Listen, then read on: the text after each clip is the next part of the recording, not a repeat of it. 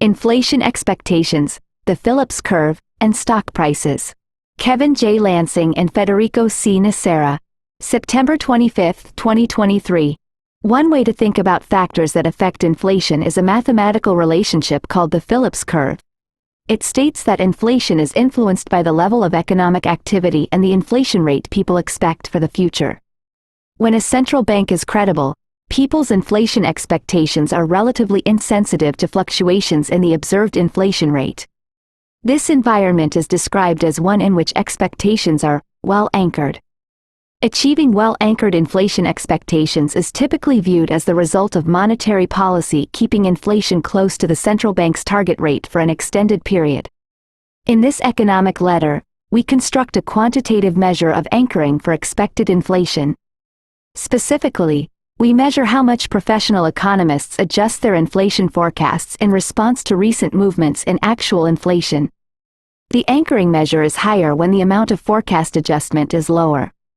This anchoring measure has trended up over the past 2 decades. Over the same period, movements in inflation have become positively correlated with movements in both economic activity and stock prices. When inflation expectations were poorly anchored in the 1970s and early 1980s, rises in inflation tended to coincide with weaker economic activity and lower stock prices. But in more recent decades, when inflation expectations have been well anchored, rises in inflation have tended to coincide with stronger economic activity and higher stock prices.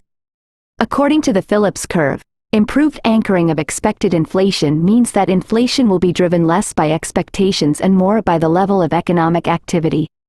Because stock prices also respond to economic activity, the emergence of a pattern where inflation, economic activity, and stock prices all move together over the business cycle can be traced to the beneficial effects of well-anchored inflation expectations. Constructing an anchoring measure for expected inflation. Bernanke, 2007, defines the term anchored to mean that expected inflation is relatively insensitive to incoming data.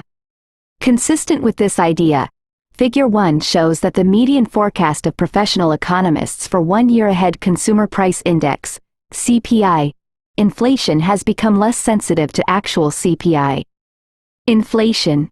The figure shows the results of regressions measuring the strength of the relationship between 1 year ahead expected CPI inflation, vertical axis, and the contemporaneous 4-quarter CPI inflation rate, horizontal axis. For the period from 1949 through the end of 1998, the blue line indicates a strong relationship with a slope of 0.71, implying that the median inflation forecast adjusts nearly 1-for-1 with actual inflation. The regression yields a much smaller slope of 0.18 for the period from 1999 through the second quarter of 2023, red line, implying very little forecast adjustment in response to actual inflation. To construct our quarterly anchoring measure for expected inflation, we perform a series of similar regressions, each covering a rolling 20-year window of data. The initial window covers the first quarter of 1949 through the fourth quarter of 1968, recording the result on the end date. As the window shifts forward, we drop the oldest quarter and add one more recent quarter.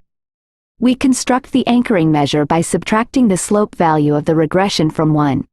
In this way, a lower slope value, which implies less adjustment of the median inflation forecast, yields a higher anchoring score.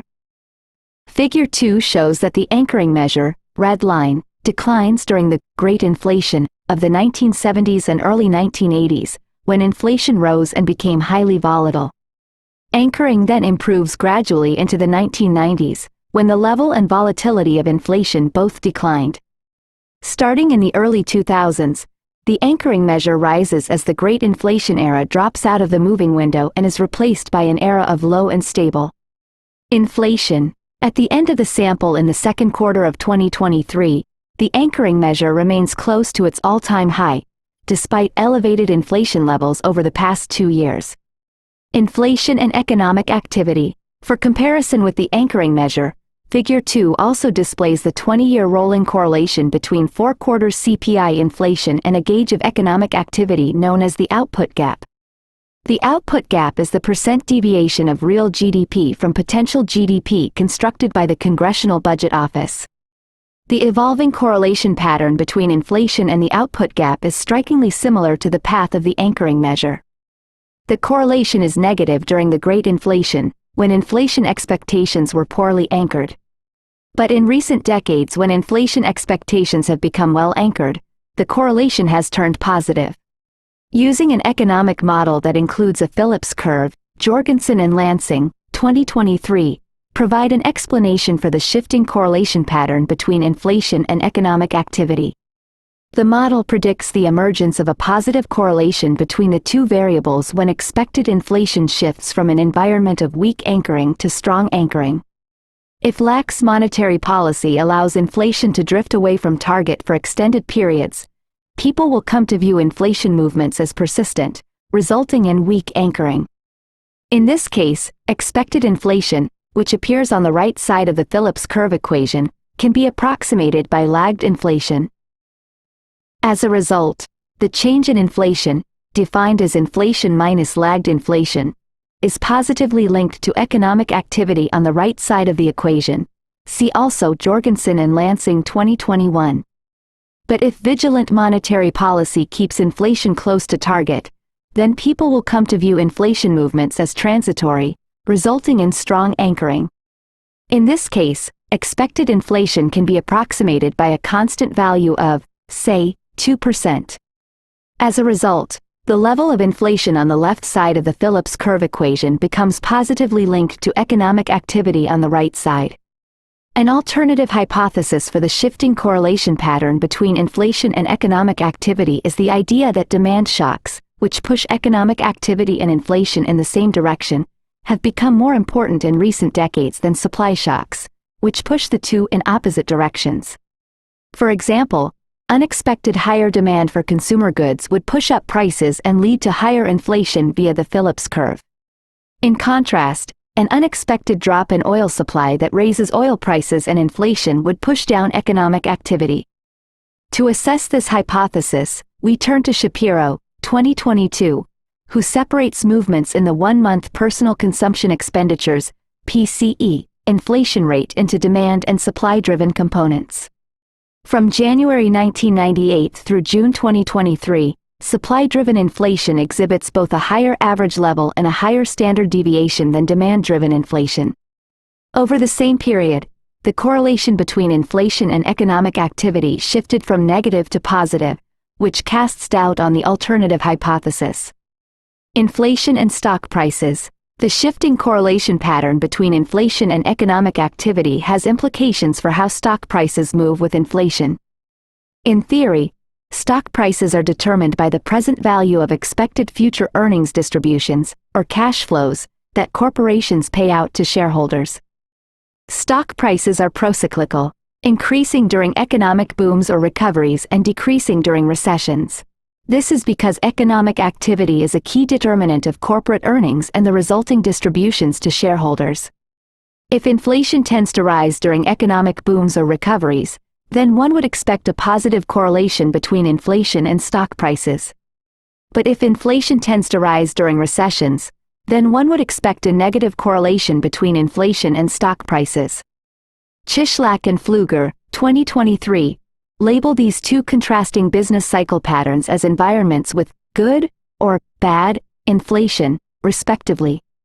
Figure 3 provides an initial look at the relationship between 4 quarters CPI inflation and a measure of stock market valuation known as the cyclically adjusted price earnings (CAPE) ratio.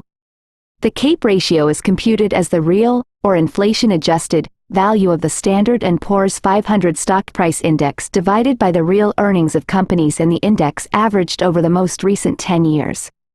The CAPE ratio declines during the 1970s and early 1980s when inflation rose and became highly volatile. The CAPE ratio then recovers into the 1990s when the level and volatility of inflation both declined. The CAPE ratio declines after the technology stock bubble burst in the early 2000s and then declines further in response to the global financial crisis in 2008 and 2009. After the crisis, the CAPE ratio increases over the next decade during a period of low and stable inflation. One hypothesis to explain a negative correlation between inflation and stock prices is the idea that stock investors fail to properly account for inflation in their present value calculations. Lansing, 2004. This could occur if investors increase the discount rate applied to future nominal cash flows in response to an inflation-induced rise in the nominal interest rate but, for some reason, fail to make a similar upward adjustment to the expected growth rate of those same nominal cash flows. While this hypothesis can explain the negative correlation between inflation and stock prices during the Great Inflation in the 1990s, it cannot account for the emergence of a positive correlation in recent decades. Improved anchoring of expected inflation is an alternative hypothesis that can account for the shifting correlation pattern between inflation and stock prices. This is because improved anchoring leads to a positive correlation between inflation and economic activity via the Phillips curve. Figure 4 compares our anchoring measure for expected inflation with the 20-year rolling correlation between 4-quarter CPI inflation and the CAPE ratio. As in Figure 2, the correlation pattern is strikingly similar to the path of the anchoring measure. The correlation is strongly negative during the Great Inflation era when inflation expectations were poorly anchored. But in recent decades when inflation expectations have become well anchored, the correlation turns positive. Taken together, the patterns in Figures 2 and 4 support the view that improved anchoring of expected inflation has influenced how inflation moves together with economic activity and stock prices over the business cycle. Conclusion: according to the Phillips curve, improved anchoring of expected inflation helps stabilize inflation in response to economic shocks. For this reason, central banks closely monitor data on expected inflation and pursue actions and communications designed to promote well-anchored inflation expectations. With improved anchoring, expected inflation in the Phillips curve becomes more stable so that inflation is driven less by expected inflation and more by the level of economic activity. Because stock prices also respond to economic activity, the emergence of a pattern where inflation, economic activity, and stock prices all move together over the business cycle can be traced to the effects of well-anchored inflation expectations.